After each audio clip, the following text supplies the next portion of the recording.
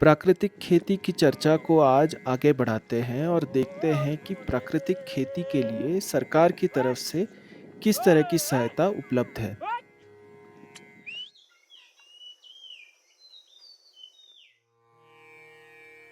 शुरू करते हैं खेत से और पता लगाते हैं कि सरकार से इस मामले में किस तरह की मदद पाई जा सकती है।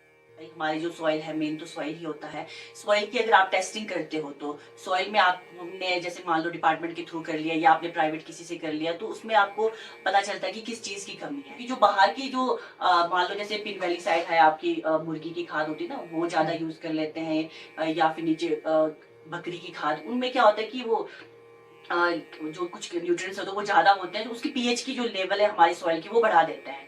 उसकी वजह से भी काफी फर्क पड़ता है सॉइल में ना, वो दिक्कत रहती है। फिर हमारा धीरे धीरे क्या हो रहा है कि सॉइल में जो माइक्रो न्यूट्रिएंट्स होते हैं, जिंक वगैरह हो गया, वो कम होते जा रहे हैं यहाँ के सॉइल में। तो उसकी वजह से येलो वगैरह होना, पत्ते येलो होना स्टार्ट कर देते हैं।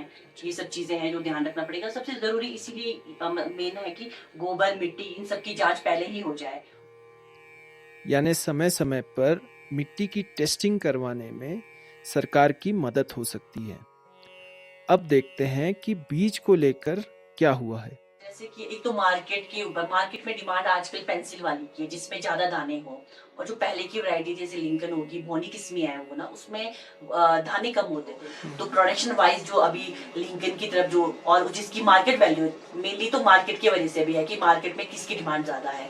वो बोनी वाली किस्म की रेट आपको कम मिलेगी, बहुत कम मिलेगी। वो बी ग्रेड में अब ऐसा हो गया है, क्योंकि हम लोग भी जैसे नीचे वाले बेड में, यहाँ पे तो ओवरऑल सारे मटर बिक जाता है, लेकिन हमारे नीचे होता है कि एबीसी करके, किन्नौर में होता है कि एबीसी करके आप मटर बेचते हैं वहाँ पे। और जो पहले का था उसमें, हाँ, ये अभी वाले में एक ये भी ड्रॉबैक भी बोल सकते हैं, और ये क्या कहते हैं आपका मेरिट भी बोल सकते हैं, कि अच्छी बात भी बोल सकते हैं, क्योंकि एक साथ ही तैयार होता है। एक साथ मटर तैयार होने का मतलब ऐसा है कि आपको ज्यादा लेबर बार बार तोड़ने की जरूरत नहीं। मान लो कोई होता है बहुत बिजी शेड्यूल के होते हैं, उनको एक बार में ही लेबर मिल रहे हैं, तो एक बार में तुड़ान हो रही है। यानी साल दर साल बाजार तय करता है कि कौन से बीज आप तक पहुंचे, तो वही बीज आपको सरकार या ठेकेदारों से मिल जाते हैं। पर प्राकृतिक खेती के दृष्टि से और किन चीजों को किया जा सकता है। जैसे हम लोग बोलते हैं कि नेचुरल फार्मिंग है कि आप एक घन जीवामृत करके एक कंपोस्ट वेल डिकम्पोज खाद बनाते हैं। वो क्या कर सकते हैं, जैसे कि आपका जो गोबर है, सर्दियों में हम लोग सुखाते हैं, रोज की 10-10 किलो गाय गोबर करती है, उसको सुखाते हैं, वो ऐसी नॉर्मल सुखा देते हैं। आपने क्या करना है उसमें कि जैसे एक आपने बॉटल्स में या फिर बाल्टी में आपने थोड़ा सा काउ यूरिन लेके, 10 लीटर काउ यूरिन ले लिया आपने, थोड़ा सा आधा केजी गोबर, आधा केजी बेसन, और थोड़ा सा आपने क्या कहते हैं जो मिट्टी होती है हमारे, जो हमारे सूक्ष्म जीवों से भरपूर होती है, मान लो पेड़ के नीचे से ले लिया, किसी अच्छी जगह से ले लिया, वहां से सॉइल लेके उन सबको उसमें डाल दिया और अच्छे से 2-4 दिन के लिए रख दिया। और जब जब भी आप गोबर, जैसे रोज का आप गोबर तैयार कर रहे हैं, तो उसमें छिड़का के उसको अच्छे से मिक्स करके उपले जैसे बना दिया।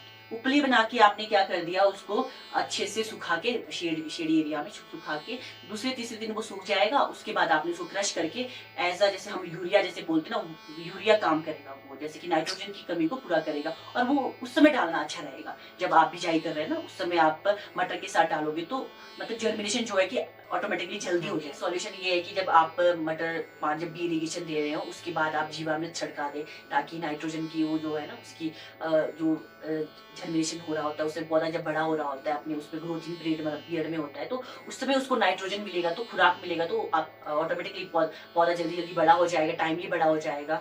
तो फिर जो आपकी पॉड वाली से फ्लावरिंग टाइम पे आ जाएगी, टाइम पे वो चीजें होगी, तो उस समय आप एक चीज कर सकते हैं कि इरिगेशन के टाइम पे आपने वो जो जीवामृत है बना के छिड़का दिया। इस सब में और किस तरह की मदद मिल सकती है।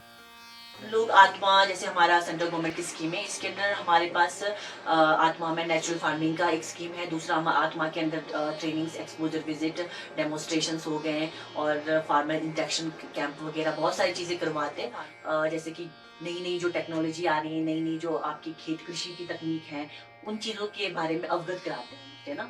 और इस बार जैसे कि national mission of natural farming का है, उसमें क्लस्टर बना के हम लोग क्या कर रहे हैं फार्मर्स को कि यही नेचुरल फार्मिंग की जो एक एक फार्मर्स को कि हम तैयार कर रहे हैं कि भी आप अपने घर में ही अपने पशु से ही आप स्टार्ट करें, और ये जो जीवामृत है, गन जीवामृत है, तो जो भी कंपोनेंट आपको जरूरत है आप खुद बना के तैयार कर सकें, वो खुद तैयार करें।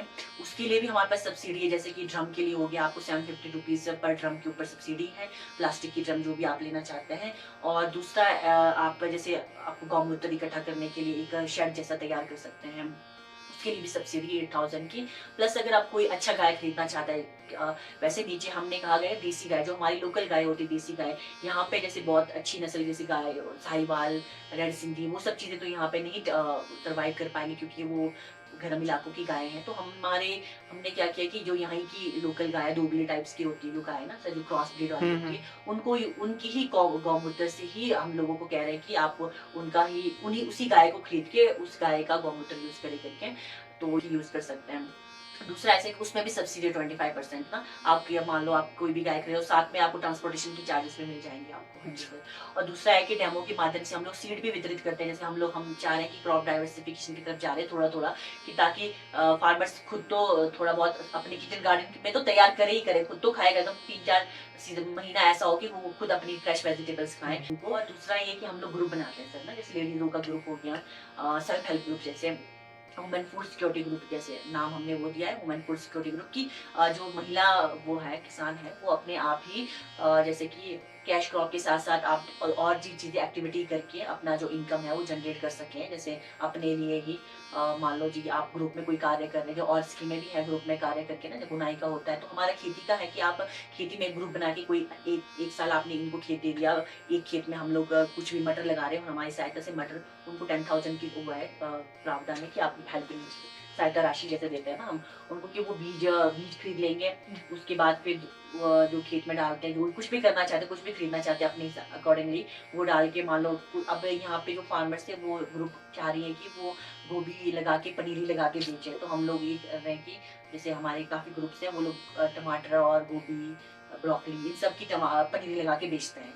उस तरीके से भी अपना मतलब अपने आप को वो बना रहे हैं, सेल्फ डिपेंड कर रहे हैं। तो ये सब चीजें हमारे इसमें रहता है कि हम की फार्मर्स को किस तरीके से, और खासकर महिला फार्मर्स को किस तरीके से हम लोग ऊपर उठाए, और साथ साथ उनका की फूड सिक्योरिटी इसलिए कि ताकि अच्छी सब्जियां उगा के खुद भी खाएं, और मतलब हमें पता है कि पोषक का कितना जरूरी है, और अपनी ऑर्गेनिक चीजों का कि खुद भी खाएं, साथ में अपने बच्चों को भी खिलाएं।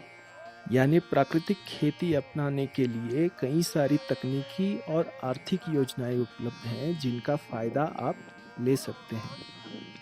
हम आशा करते हैं कि आने वाले सालों में प्राकृतिक खेती की इन योजनाओं से आपको भरपूर लाभ मिले।